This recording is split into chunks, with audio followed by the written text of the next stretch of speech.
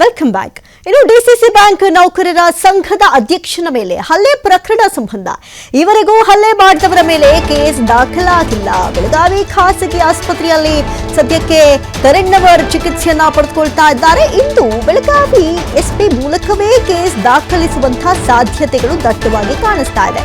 ಇನ್ನು ನಿನ್ನೆಯಷ್ಟೇ ಅಥಣಿಯ ಲಕ್ಷ್ಮಣ ಸವದಿ ನಿವಾಸದಲ್ಲಿ ಘಟನೆ ನಡೆದಿರುವಂತದ್ದು. ಅಥಣಿ ಪೊಲೀಸರಿಗೆ ನಿಂಗಪ್ಪ ಕರೆಣ್ಣವರ್ ಕೇಸ್ ನೀಡುವಂತಹ ಸಾಧ್ಯತೆ ದಟ್ಟವಾಗಿ ಕಾಣಿಸ್ತಾ ಇದೆ. ಬೆಳಗಾವಿ ಜಿಲ್ಲೆ ಅಥಣಿ ಪೊಲೀಸ್ ಠಾಣಾ ವ್ಯಾಪ್ತಿಯಲ್ಲಿ ನಡೆದಿರುವಂತಹ ಘಟನೆ. ಅತ್ತ ಸವದಿ ಕುಟುಂಬದ ವಿರುದ್ಧ ಅಥಣಿ ಬಿಜೆಪಿ ಮುಖಂಡರು ಕೂಡ ವಾಗ್ದಾಳಿಯನ್ನ ನಡೆಸ್ತಾ ಇದ್ದಾರೆ. ಇನ್ನು ಮಾಜಿ ಡಿಸಿಎಂ ಅದರಲ್ಲೂ ಕೂಡ ಅಥಣಿ ಶಾಸಕ ಲಕ್ಷ್ಮಣ ಸವದಿ ಮತ್ತು ಅವರ ಪುತ್ರ ಚಿದಾನಂದ ಸವದಿ ವಿರುದ್ಧ ಗಂಭೀರ ಆರೋಪ ಇದು ಕೇಳಿ ಬಂದಿರುವಂತದ್ದು. ಡಿಸಿಸಿ ಬ್ಯಾಂಕ್ನ ವರ್ಕರ್ಸ್ ಯೂನಿಯನ್ ಅಧ್ಯಕ್ಷ ನಿಂಗರಾಜ್ ಕರೆಣ್ಣವರ ಮೇಲೆ ಅಪ್ಪ ಮಗ ಸೇರಿ ಹಲ್ಲೆ ಮಾಡಿದ್ದಾರೆ ಅಂತ ಈ ಆರೋಪ ಇರುವಂತದ್ದು. ಇನ್ನು ಲಕ್ಷ್ಮಣ ಸವದಿ ಮತ್ತು ಅವರ ಪುತ್ರ ಚಿದಾನಂದ ನನ್ನನ್ನು ಕೊಲ್ಲುವ ಉದ್ದೇಶದಿಂದ ನನ್ನ ಮೇಲೆ ಹಲ್ಲೆ ನಡೆಸಿದ್ದಾರೆ ಹೀಗಂತ ನಿಂಗರಾಜ್ ಗಂಭೀರ ಆರೋಪ ಮಾಡಿರುವಂತದ್ದು. ಜೊತೆಗೆ ಹಲ್ಲೆಯ ವೇಳೆ ಅಧ್ಯಕ್ಷ ನಿಂಗರಾಜ್ ಅವರ ತಲೆಗೆ ಹೆಚ್ಚು ಪೆಟ್ಟು ಬಿದ್ದು ರಕ್ತಸ್ರಾವವಾಗಿ ಅಥಣಿ ಪಟ್ಟಣದ ಸರ್ಕಾರಿ ಆಸ್ಪತ್ರೆಗೆ ದಾಖಲಾಗಿದ್ದಾರೆ. ಜೊತೆಗೆ ಚಿಕಿತ್ಸೆ ಪಡೆದುಕೊಳ್ತಾ ಇದ್ದಾರೆ. ಜೊತೆಗೆ ಅಧ್ಯಕ್ಷ ನಿಂಗರಾಜು ಕರೆಣ್ಣವರ ಬ್ಯಾಂಕಿನ ಕೆಲಸದ ವಿಚಾರವಾಗಿ ಲಕ್ಷ್ಮಣ ಸವದಿ ಅವರ ಮನೆಗೆ ಹೋಗ್ತಾ ಇದ್ದಂತಹ ಸಂದರ್ಭದಲ್ಲಿ ಮನೆಗೆ ಯಾಕೆ ಬಂದಿದೆಯಾ ಅಂತ ಪ್ರಶ್ನಿಸಿದ್ದು. ಜೊತೆಗೆ ಅವಾಚ್ಯ ಪದಗಳಿಂದ ಬಳಸಿ ನಿಂಗರಾಜ್ ಮೇಲೆ ಹಲ್ಲೆ ನಡೆಸಿದ್ದಾರೆ ಅಂತ ತಂದೆ ಮಗನ ಮೇಲೆ ಅತಿ ದೊಡ್ಡ ಆರೋಪ ಕೇಳಿ ಬಂದಿದೆ. ಘಟನೆಯನ್ನು ನಾವು ಭಾಳ ವಿಷಾದ ವ್ಯಕ್ತಪಡಿಸ್ತೀವಿ.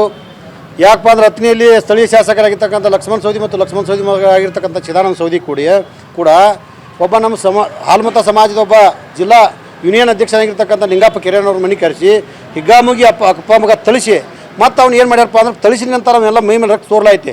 ಪಾಪ ಮನೆ ಬಿಟ್ಟು ಓಡಿ ಬಂದ್ರೂ ಬಿಟ್ಟಿಲ್ಲ. ಬಂದು ಮುಂದೆ ಹಾದಿ ಕೂಡಿ ಗಾಡಿ ಮೇಲೆ ಬಂದು ಬೇರೆದವ್ರು ಬಂದು ಕುಣಿಸ್ಕೊಂಡ್ಬಂದಾರ. ಇದು ಲಕ್ಷ್ಮಣ ಸವದಿ ಮಾಡ್ತಕ್ಕಂಥ ದುರಾಳಿತ. ಬಹುಶಃ ಲಕ್ಷ್ಮಣ ಸವದಿ ಇವತ್ತು ನಾವು ಈ ಲಕ್ಷ್ಮಣ ಸವದಿ ಏನಾದರೂ MLA ಉಳ್ದಾನಂದ್ರೆ ಅದಕ್ಕೆ ಹಾಲ್ಮತ ಸಮಾಜದ ಆಶೀರ್ವಾದ. ಯಾಕಪ್ಪ ಅಂದ್ರೆ ಸನ್ಮಾನ ಸಿದ್ದರಾಮಯ್ಯ ಸಾಹೇಬ್ ನೋಡಿ ಇವೆಲ್ಲ ಮತ ಹಾಕಿರು. ಇವತ್ತು ಹಾಲಮತ ಸಮಾಜ ವ್ಯಕ್ತಿ ಮೇಲೆ ಇವತ್ತು ಅಗದಿ ಮಾರಣಂತೆ ಹಲ್ಲ ಇವು ಅಪ್ಪ ಮಗ ಮಾಡ್ಯಾರ.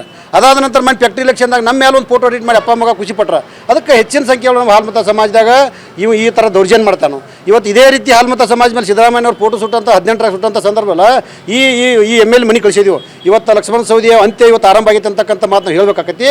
ಅದ್ರ ಜೊತೆಗೆ ಇನ್ನೂ ಒಬ್ಬ ಬನಿಜ ಸಮಾಜದವನು, ಒಬ್ಬ ಜೈನ ಸಮಾಜದವ, ಇನ್ನೊಬ್ಬರು ಲಿಂಗಾಯ ಸಮಾಜ 3 ಜನರು ಅನ್ನೋದು ಸಿಕ್ಕಾಪಟ್ಟಿ ತಿಳಿಸಿ ಅಧಿಕಾರಿಗಳನ್ನ. ಆವಾಗ ನೋಡ್ರಿ ನಿನ್ನ DCC ಬ್ಯಾಂಕ್ ಚುನಾವಣೆ ನಿನ್ನ ತಾಕತ್ ಕಡಿಮೆ ಆಗೈತೆ. ತಾಕತ್ ಕಡಿಮೆ ಆಗುತ್ತೆ ಅವ್ರು ಆಟೋಮೆಟಿಕ್ ನೀನು ಹಳೆ ಅಂತ ಹಾಕ್ಯಾರು. 7-8 ವರ್ಷ 25 ವರ್ಷದ ಅಲ್ಲಿದಾನು ಅವ ಮೈಂಡ್ ಲಪಡ. ಮುಂಜಾನೆ 10-10 ಟೈಮ್ ಆದಾಗ ನಮ್ಮ DCC ಬ್ಯಾಂಕಿನ ಯೂನಿಯನ್ ಅಧ್ಯಕ್ಷರಾದ ನಿಂಗಪ್ಪ ಕರೆಣ್ಣವರವ್ರನ್ನ ಮತ್ತು ಕಮತಿಗೆ ಅವ್ರನ್ನ ಇನ್ನೂ ಇಬ್ಬರನ್ನ 4 ಮಂದಿನ ಕರೆಸ್ಕೇಶಿಂದ ಮುಂಜಾನೆ ಏನೂ ಇಲ್ಲ, ನಿಂದು ಭಾಳ ಜೋರು ನಡೆದತಿ, ನೀನು ಹಂಗೆ ಬಿಡಂಗಿಲ್ಲ, ನಿನ್ನ ಏನು ಮಾಡಬೇಕು ಅದೆಲ್ಲ ಮಾಡ್ತೀನಿ. ಅದಕ್ಕೆ ಅಂದವ್ರನ್ನ ಸಿಟ್ಟಿಗೆದ್ದ ಅವ್ರ ಮಗ ಯಾರು MLA ಅವ್ರ ಮಗ ಮತ್ತು MLA ಇಬ್ಬರು ಕುಡ್ಕೊಂಡ್ಸಿಂದ ನಿಂಗಪ್ಪ ಕರೆಣ್ಣವ್ರನ್ನ ಭಯಂಕರ ಬಡದು ಹೊಡೆದು ಹಲ್ಲೆ ಮಾಡಿ ಮಗನ ನೀನು ನೋಡ್ತನು, ನೀನು ಇನ್ನೂ ಇಟ್ಕ ಬಿಡೋದಿಲ್ಲ ಅಂದಕಿಸಿಂದ ಆಮ್ಯಾಗ ಅದು ಅಲ್ದನ ಆ ಉಳಿದು ಇವ್ರನ್ನ ಬಿಡ್ಸಾಕೆ ಹೋಗೋಣ ಅವ್ರನ್ನೂ ಸಹಿತ ಬಡ್ದಾರ. ಅದಕ್ಕೆ ಭಾಳ ಒಬ್ಬ ಜವಾಬ್ದಾರಿ ಮನುಷ್ಯ, ಒಬ್ಬ ಶಾಸಕನಾಗಿ ಈ ಥರ ಮಾಡೋದು ತಪ್ಪಾಕೈತಿ.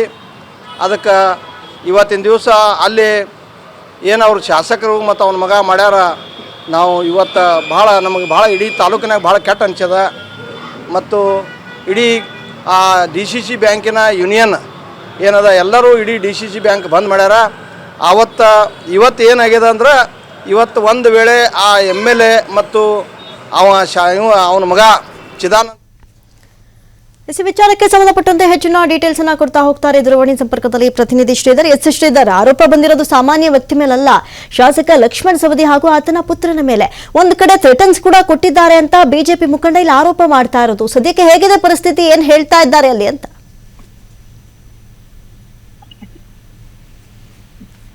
ಅಮೃತ, ಏನು ಬೆಳಗಾವಿ DCC ಬ್ಯಾಂಕ್ ನ ಜಿದ್ದಾಜಿದ್ದನ ಫೈಟ್ ಈಗ ಆ ಒಂದು ಫೈಟ್ ನ ಮುಂದುವರಿದೆ ಅಂತ ಹೇಳ್ಬೋದು. ಪ್ರಮುಖವಾಗಿ ನಿನ್ನೆಷ್ಟೇ ಏನು ಬೆಳಗಾವಿಯ ಜಿಲ್ಲೆಯ ಅಥಣಿ ಪಟ್ಟಣದಲ್ಲಿ ಇರ್ತಕ್ಕಂಥ ಲಕ್ಷ್ಮಣ ಸವದಿ ಮನೆಗೆ ಏನು ಬೆಳಗಾವಿ DCC ಬ್ಯಾಂಕ್ ಯೂನಿಯನ್ ಅಧ್ಯಕ್ಷ ಅಂತ ನಿಂಗಪ್ಪ ಕರೇನೂರ್ ಸೇರಿದಂತೆ 4 ಜನರು ಲಕ್ಷ್ಮಣ್ ಸವದಿ ಭೇಟಿಗೆ ಹೋಗಿರ್ತಾರೆ. ಇಲ್ಲಿ ಪ್ರಮುಖವಾಗಿ ಏನಂದ್ರೆ ಕಳೆದ ವಾರವಷ್ಟೇ ಏನು ಲಕ್ಷ್ಮಣ್ ಸವದಿಯ ಸಂಬಂಧಿಯಾದಂತ ಶಂಕರ್ ನಂದೇಶ್ವರನ್ನ ಆತನಿಂದ ವರ್ಗಾವಣೆ ಮಾಡಲಾಗುತ್ತೆ. ಈ ಒಂದು ವರ್ಗಾವಣೆಯಲ್ಲಿ ಈ ಒಂದು DCC ಏನು ಯೂನಿಯನ್ ಅಧ್ಯಕ್ಷರಾದಂತ ಕರಣ್ ಅವರ ಕೈವಾಡ ಇರತಕ್ಕಂತ ಹಿನ್ನೆಲೆಯಲ್ಲಿ ಆತನ ಮೇಲೆ ಇವರು ಏನೋ ಒಂದು ಗಲಾಟೆ ಆಗುತ್ತೆ ಅನ್ನೋ ಮಾತುಗಳು ಈಗ ಕೇಳಿ ಬರುವಂತದ್ದು. ಪ್ರಮುಖವಾಗಿ ಕರಣ್ ಅವರು ಕೂಡ ಇಂಥದೇ ಒಂದು ಆರೋಪ ನೇರವಾಗಿ ಲಕ್ಷ್ಮಣ್ ಸವದಿ ಮತ್ತು ಅವರ ಪುತ್ರನ ಮೇಲೆ ಮಾಡಿರ್ತಕ್ಕಂಥದ್ದು. ಇದೇ ವಿಚಾರವಾಗಿ ನನ್ನ ಮೇಲೆ ಲಕ್ಷ್ಮಣ್ ಸವದಿ ಮತ್ತು ಪುತ್ರ ಚಿದಾನಂದ ಸವದಿ ನನ್ನ ಮೇಲೆ ಹಲ್ಲೆ ಮಾಡಿದ್ದಾರೆ, ಜೊತೆಗೆ ಅವ್ರ ಬೆಂಬಲಿಗರು ಕೂಡ ನನ್ನ ಮೇಲೆ ಹಲ್ಲೆ ಮಾಡಿದ್ದಾರೆ. ಒಂದ್ ವೇಳೆ ನನ್ನ ಸಾವಿಗೆ ಏನಾದ್ರೂ ಆದ್ರೂ ಕೂಡ ಅದಕ್ಕೆ ಕಾರಣ ಲಕ್ಷ್ಮಣ್ ಸವದಿ ಮತ್ತು ಚಿದಾನಂದ ಸವದಿ ಅನ್ನುವಂತ ಒಂದು ವಿಡಿಯೋ ಹೇಳಿಕೆಯನ್ನು ಬಿಡುಗಡೆ ಮಾಡುವ ಮೂಲಕ ಅವ್ರ ಮೇಲೆ ಗಂಭೀರವಾಗಿ ಒಂದು ಆರೋಪ ಮಾಡಿರ್ತಕ್ಕಂಥದ್ದು. ಇದಾದ ಬಳಿಕ ಆ ಒಂದು ಕರಣ್ ಅವರನ್ನ ಅಥಣಿಯ ಸರ್ಕಾರಿ ಆಸ್ಪತ್ರೆಯಲ್ಲಿ ದಾಖಲಿಸಲಾಗುತ್ತೆ. ತದನಂತರ ಅವರನ್ನ ಏನಂದ್ರೆ ಬೆಳಗಾವಿ ಖಾಸಗಿ ಆಸ್ಪತ್ರೆಗೆ ಶಿಫ್ಟ್ ಮಾಡಿರ್ತಕ್ಕಂಥದ್ದು. ಮತ್ತೊಂದ್ ಕಡೆ ಕರಣ್ ಅವರು ಮಾಡಿದಂತ ಆರೋಪವನ್ನು ಸಂಪೂರ್ಣವಾಗಿ ಲಕ್ಷ್ಮಣ್ ಸವದಿ ಏನು ತಳ್ಳಿ ಹಾಕಿರ್ತಕ್ಕಂಥದ್ದು. ಏನು ಆ ಒಂದು ಯೂನಿಯನ್ ನ ಸಂಬಂಧಪಟ್ಟಂತೆ ಒಂದು ವಿಚಾರ ಇತ್ತು, ಆ ವಿಚಾರವನ್ನ ನನ್ನ ಮುಂದೆ ಪ್ರಸ್ತಾಪ ಮಾಡೋದು ಬಂದಾಗ ಇದು ನಿಮ್ಮ ಸಂಘದ ವಿಚಾರ ಇರ್ತಕ್ಕಂಥದ್ದು, ಇದ್ರಲ್ಲಿ ನಾನು ಮಧ್ಯಸ್ಥಿಕೆ ವಹಿಸುವುದಿಲ್ಲ, ನೀವೇ ಅದನ್ನ ಬಗೆಹರಿಸಿಕೊಳ್ಳಿ ಅನ್ನೋಂತ ಹೇಳಿ ಮಾತನ್ನ ಹೇಳಿ ಹೊರಗೆ ಕಳಿಸಿಕೊಟ್ಟಿದ್ದೇನೆ. ಆ ಒಂದು ಸಂದರ್ಭದಲ್ಲಿ ನಮ್ಮ ಪಕ್ಷದ ಕಾರ್ಯಕರ್ತನೊಂದಿಗೆ ಅದನ್ನ ಗಲಾಟೆ ಆಗಿದೆ. ಆಗ ಕೈ ಮಿಲಾಯಿಸಿದ್ದಾರೆ ಹೊರತಾಗಿ ನಾವು ಯಾವುದೇ ರೀತಿಯ ಹಲ್ಲೆ ಮಾಡಿಲ್ಲ ಅನ್ನೋಂತ ಒಂದು ಸ್ಪಷ್ಟನೆಯನ್ನ ಲಕ್ಷ್ಮಣ್ ಸವದಿ ಕೊಟ್ಟಿದ್ದಾರೆ. ಈಗಾಗಲೇ ಅಥಣಿ ಪೊಲೀಸ್ ಠಾಣೆಯಲ್ಲಿ ಏನು ಲಕ್ಷ್ಮಣ್ ಸವದಿ ಬೆಂಬಲಿತ ಕಾರ್ಯಕರ್ತನಿಂದ ಈಗ ಕರಣ್ ಅವ್ರ ವಿರುದ್ಧ ಒಂದು ದೂರನ್ನ ಕೂಡ ನಿನ್ನೆ ದಾಖಲಾಗಿದೆ. ಆದ್ರೆ ಇನ್ನೂ ಕೂಡ ಕರಣ್ ಅವ್ರ ಈ ಒಂದು ಘಟನೆ ಸಂಬಂಧಪಟ್ಟಂತೆ ಇನ್ನೂ ಕೂಡ ದೂರು ದಾಖಲಿಸಿಲ್ಲ. ಯಾಕಂದ್ರೆ ನಿನ್ನೆ ಅಷ್ಟೇ ಅಥಣಿಯಲ್ಲಿ ಪೊಲೀಸರು ಕೂಡ ದೂರು ತೆಗೆದುಕೊಂಡು ಹೋದಂತ ಸಂದರ್ಭದಲ್ಲಿ ದೂರು ಕೊಟ್ಟಿಲ್ಲ ಅನ್ನುವಂತ ಮಾತನ್ನ ಪೊಲೀಸರು ಹೇಳುವಂತದ್ದು. ಮತ್ತೊಂದು ಕಡೆ ಪ್ರಕರಣವನ್ನ ತಿರುಚುವಂತ ಪ್ರಯತ್ನವನ್ನ ಅಥಣಿ ಪೊಲೀಸರು ಮಾಡ್ತಾ ಇದ್ದಾರೆ. ಆ ಒಂದು ಕಾರಣಕ್ಕಾಗಿ ಕರಣ್ ಅವರು ನೇರವಾಗಿ ಬೆಳಗಾವಿಯಲ್ಲಿ ಎಸ್ ಪಿ ಅವ್ರ ಮೂಲಕ ದೂರನ್ನು ಕೊಡ್ತಾರೆ ಅನ್ನುವಂತ ಮಾತನ್ನ ಅವರ ಬೆಂಬಲಿಗರು ಏನು ಅವ್ರ ಬೆಂಬಲಕ್ಕೆ ಬಂದಂತ ಏನು ಬಿಜೆಪಿ ಮುಖಂಡರಿದ್ದಾರೆ, ಬಿಜೆಪಿ ಮುಖಂಡರು ಹೇಳುವಂತದ್ದು. ಪ್ರಮುಖವಾಗಿ ಹೇಳ್ಬೇಕಂದ್ರೆ ಇಲ್ಲಿ DCC ಬ್ಯಾಂಕ್ ವಿಚಾರವಾಗಿನೇ ಒಂದು ಗಲಾಟೆ ಮುಂದುವರೆದಿದೆ. ಒಂದ್ ಕಡೆ ಏನು ಲಕ್ಷ್ಮಣ್ ಸವದಿ, ಮತ್ತೊಂದ್ ಕಡೆ ಜಾರಕಿಹೊಳಿ ಮಧ್ಯೆ ಏನು ತಿಕ್ಕಾಟ ಏನಿದೆ ತಿಕ್ಕಾಟ ಮುಂದುವರೆದಿರ್ತಕ್ಕಂಥದ್ದು. ಈ ಒಂದು ಯೂನಿಯನ್ ಅಧ್ಯಕ್ಷರಾದಂತ ಕರಣ್ ಅವರ್ ಜಾರಕಿಹೊಳಿ ಬ್ರದರ್ಸ್ ಬಣದಲ್ಲಿಗೆ ಗುರುತಿಸಿಕೊಂಡಿರ್ತಕ್ಕಂಥದ್ದು. ಕಳೆದ ಚುನಾವಣೆ ಸಂದರ್ಭ ಕೂಡ ಏನು ಜಾರಕಿಹೊಳಿ ಸೋದರ ಪರವಾಗಿ ಕೆಲಸ ಮಾಡಿದಾನೆ ಅನ್ನುವಂತ ವಿಚಾರ ಕೂಡ ಇಲ್ಲಿ ಲಕ್ಷ್ಮಣ್ ಸವದಿ ಸ್ಥಿತಿಗೆ ಕಾರಣ ಅನ್ನುವಂತ ಮಾತುಗಳು ಕೂಡ ಕೇಳಿ ಬರ್ತಾ ಇದೆ.